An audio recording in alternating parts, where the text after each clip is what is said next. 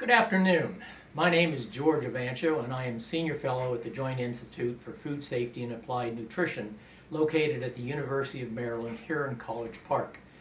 I have the distinct privilege of hosting a panel of experts today to discuss the upcoming JIFSAN Advisory Council's annual symposium entitled Retool Your Box, Communicating Food Risks in an Era of Social Media.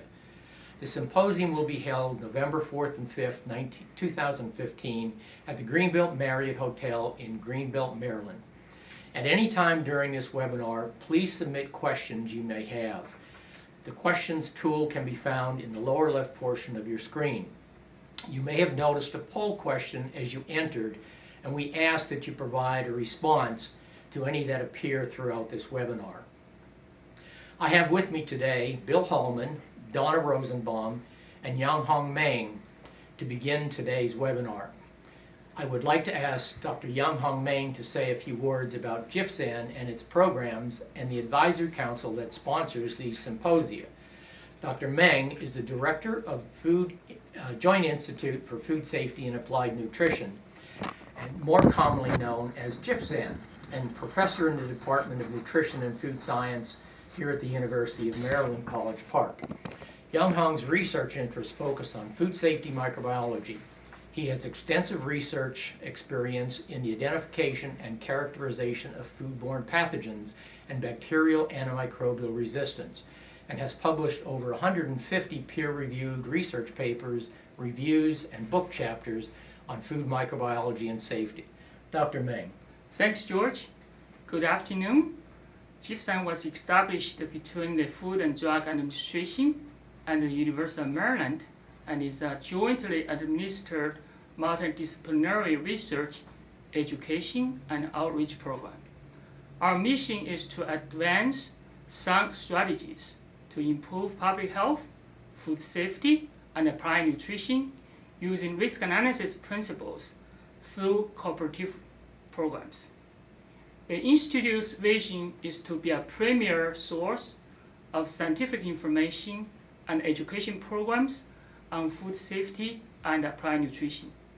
JIFSAN's Advisory Council is composed of members from industry, academia, consumer groups, and food safety consultants.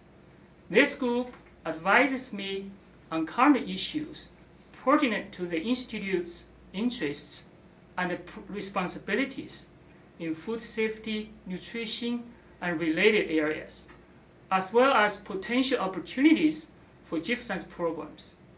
For more information on JIFSAN and its Advisory Council, visit our website at www.jifsan.und.edu. Thank you for registering to hear a synopsis of what will be presented this fall. I hope to see you all in November. Thank you, Dr. Meng.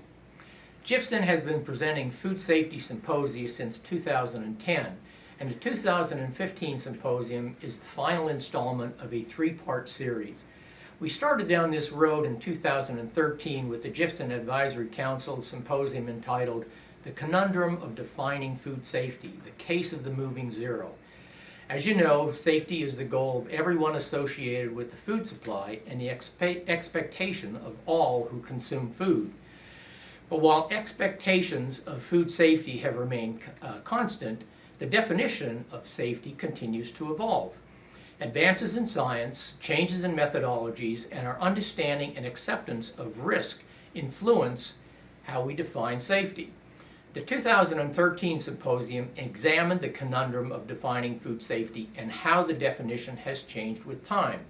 In some cases, the science of understanding a hazard has not kept pace with the advances in detecting the ever-decreasing levels of contaminants and have contributed to the conundrum. And while risk assessment is increasingly used to define safety, there is often disagreement in what constitutes an acceptable level of risk. It is critically important to understand consumers' perceptions of safety and what influences their behavior with respect to what they purchase and what they consume. In that symposium, we examined the importance of social media in providing information to the consumer and how this influences perception and behavior. In the 2014 symposium entitled The Case of Avoiding Risk, Truth or Consequences, which was the second in this series of 3 symposia, we discussed trade-offs and unintended consequences of avoiding risk. We examined the trade-offs of avoiding food risks altogether and the consequences of avoiding those risks and how often unintended consequences impact public health, the environment, and consumer confidence in the safety of the food supply. Both previous seminars were a day and a half long, but the 2015 symposium will be 2 full days in length. It will be packed full of useful information, not just from a theoretical viewpoint, but from a practical what do I do now situation. I'm going to turn it over to Bill Holman, who will tell us a good deal more about what's going to happen and who's going to be present during the 2 full days. Bill Holman is professor and chair of the Department of Human Ecology and former director of the Food Policy Institute at Rutgers, the State University of New Jersey. Bill holds a BS in biology and psychology from Juniata College and a PhD in experimental psychology from the University of South Carolina. Bill is an expert in risk perception and risk communication and has written extensively on food safety, food security, public perceptions of controversial issues concerning food, technology, health, and the environment. He has served as a member of several National Research Council committees focused on food safety and recently co-authored a handbook on risk communication applied to food safety for the Food and Agricultural Organization of the World Health Organization. He currently serves as chair of the Risk Communication Advisory Committee for the U.S. Food and Drug Administration. Bill, welcome. Thank you very much, George. So I've had the great pleasure of participating in the 2 previous symposium, and I can speak from personal experience to say how great they really were. Thank you. And one of the things that the symposia has a reputation for is inviting really great speakers, and this year is no exception. Well, you've been there. Well, I have. Well, except for me. So I'm really, really pleased that we have an outstanding roster of speakers this year who represent both the cutting edge of the science of risk communication, but also the practical application, the practice of risk communication. So I'm very, very excited to, we're completing the agenda now, but I can tell you that we're very excited to have Sharon Natenblut, who is the Director of Communications for the Food and Drug Administration, who is going to be talking about the importance and role of risk communication from her perspective at FDA. I will have the chance to talk a bit about risk communication principles and putting them in practice. My good close colleague Dietram Scheufele, who is the John E. Ross Professor at the University of Wisconsin, who has expertise on emerging issues, nanotechnology, biotechnology, synthetic biology, and how to communicate the science of science communication. He'll have an opportunity to talk about emerging issues. Dietram is a fellow of the AAAS and helped to put together a number of the conferences on the science of science communication. I'm also really pleased that I will be able to share the stage with Tim Selnow. Dr. Selnow is a professor at the University of Kentucky. He is an expert, a consultant, and has written several books on crisis communication. And so we brought him in to talk about crisis communication related to food safety risks. I'm also very pleased that Amy Philpott will be able to join us. Amy was a co-author on the FAO handbook on risk communication, and so I've had a great opportunity to work with her.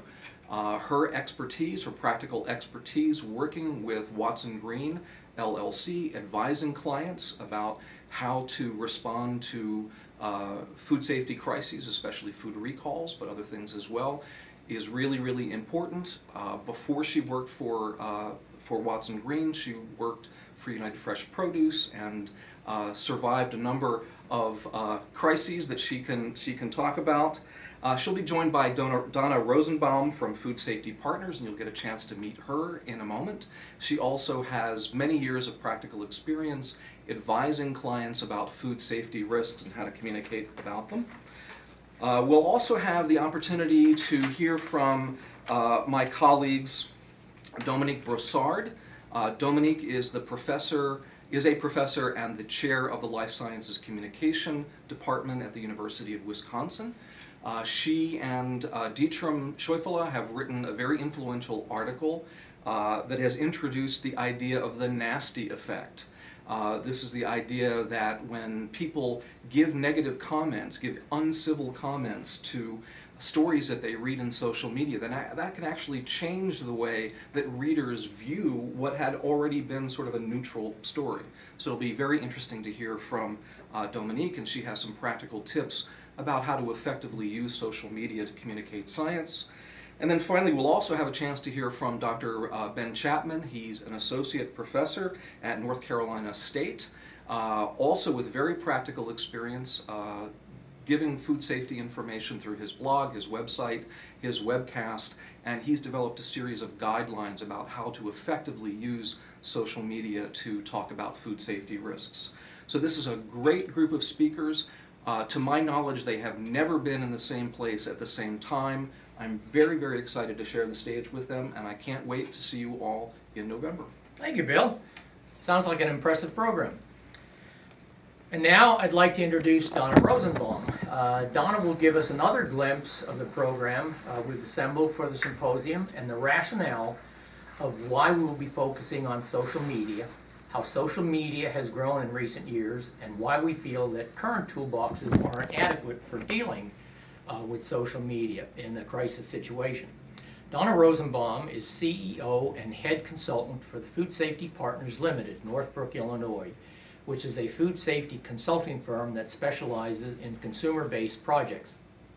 She recently obtained her Master of Science degree in communication and has over 20 years of advocacy expertise in consumer food safety issues, including over 3 years on the development of the Food Safety Modernization Act. Donna? Thank Welcome. you very much, George, and I'm very happy to be here. There were 3 general considerations that led to the formation of this symposium, the number 3 in the series.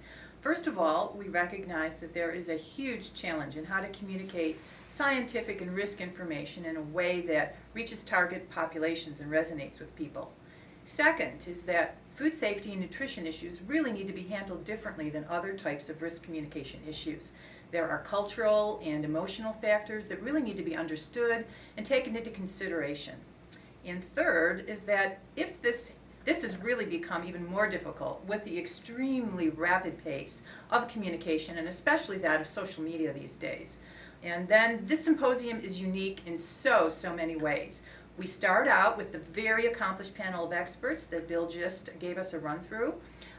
These people are going to give a 360-degree view on the principles of food risk communication. They're going to talk about emerging food risk issues, crisis situations, and social media usage. And by the way, social media will be covered for both general marketing and communication purposes, as well as for special outbreak and recall circumstances. And I need to let everybody in on a little secret. Most people who work in communication have a love-hate relationship with social media. It is very easy to be overwhelmed. When faced with this, it's called the conversation prism. Do you look at this and do you see it as a minefield, or do you see it as an opportunity field? Think about how much easier this would be to navigate and make decisions if you could choose the appropriate tools based on your specific situation. So, the expert information we have is at one level. Then we're going to take food risk communication to the next level by operationalizing it. We're going to give practical steps and tools to make it happen. How to plan, how to gather information, how to decide on what's important, how to consider different perspectives and craft your messages appropriately. Throughout the symposium, industry and consumer experts will give special insights from their fieldwork and experiences. And then, as a truly extra special bonus, we're going to have a simulation event module revealed during the symposium. And this will give all participants the opportunity to actively solve problems and apply what they've been learning all along. We've worked very hard to put together a comprehensive symposium, but the quality of the speakers and the depth of the topics is really only the starting point. It's the quality of the audience and your participation that will make this worthwhile.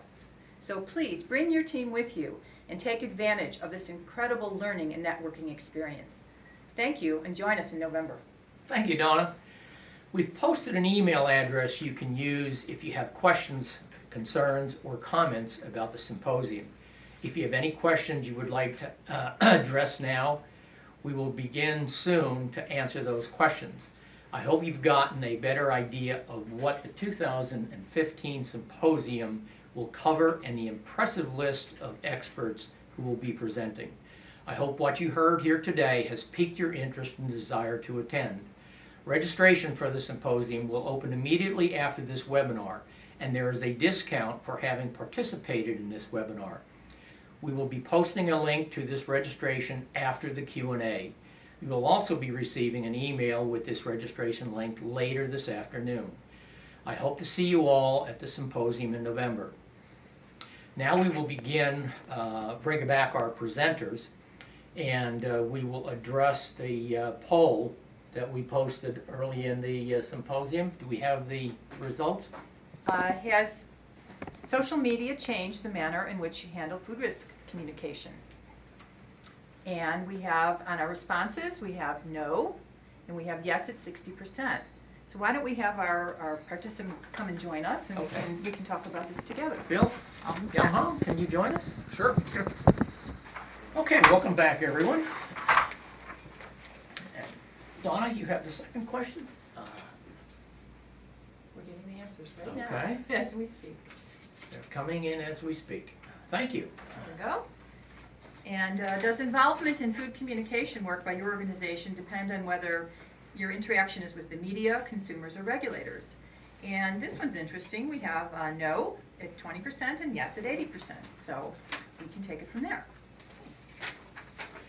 Okay, do we have any questions that have come in during the webinar? Yes, we do. Okay. Anyone can address these. Okay, is there a limit as to how many from my organization should attend or could attend? No. Okay, well, I think the consensus is that there is no limit. You can bring as many people as you feel will benefit from attending this worthwhile seminar. We have another question here. Is this web? Can I add something in? Yes, I sure. just wanted to say that if you have an interactive team, it'd be very useful to have the whole team there. If you have 3 or 4 members of a team, you're all going to pick up on different cues from different people and be able to bring back a really comprehensive view of an issue and be able to approach problem solving, we hope, in a very different manner. Good point, Donna. Yeah, I would also say that you definitely want to bring the people who are on the front lines of doing risk communication around food safety issues, but you also want to bring the other members of the team who are involved in helping to develop the message. And honestly, I'd bring my boss, the one who makes the resources available to do all of this, so that person can actually hear the important messages and make the resources available. Good. Anyone else? Okay, we have another question here. Is this webinar going to be recorded? Well, it's already been recorded, and it will be available sometime later this week, I believe Friday. Okay, so you will receive an email with a link so that you'll be able to share this webinar with anyone in your organization who might have an interest in attending the symposium. Is there a deck going to be available for download? I'm not quite sure what deck they're talking about. So when we actually do the symposium in the fall, we are we will assemble a group of useful tools that could be downloaded after the symposium, and the slides that we put together will also be recorded. That's whether they'll be available or not is really subject to each of the individual communicators' permissions, essentially. Right. So some of them will be available and perhaps some of them will not. So Okay. it would be important for you to be there live. So the answer is yes, there will be a deck available of supporting information, and we will be recording the symposium, but whether it will be available 100% is still yet to be determined. We haven't received permission from all of the presenters to record and distribute the information that they will be disseminating, but we will try and make everything available if at all possible. If you are relying on just viewing the recording, you're going to miss out on a tremendous amount. The interaction, the interplay between people, the ability to interact with some of the top experts in the country, if not the world, and the fact that you will miss out on the exercise that is actually going to take place. This is where most of the learning is going to occur. So I highly suggest that you try and plan to attend this seminar if at all possible, rather than rely on viewing the recording later on. I would also add that, as Donna said in her remarks, that one of the things that really makes this comes alive is the audience and the conversations among the people who are present, and not just during the sessions which are recorded, but also really in the hallways and during the receptions. It's meeting your counterparts in other companies that have had perhaps similar or different experiences to you, and that really makes it worthwhile. That's really where I think and it's the value comes. relationships that you establish that allow you additional contact later on. So it's highly suggested that you make every effort to attend the symposium. That's all the questions that have come in, unless some additional ones have come in since, but I would like to thank all of the experts for attending this webinar today, and I would also like to thank all the participants who participated, both in answering the questions or submitting questions and participating in the seminar.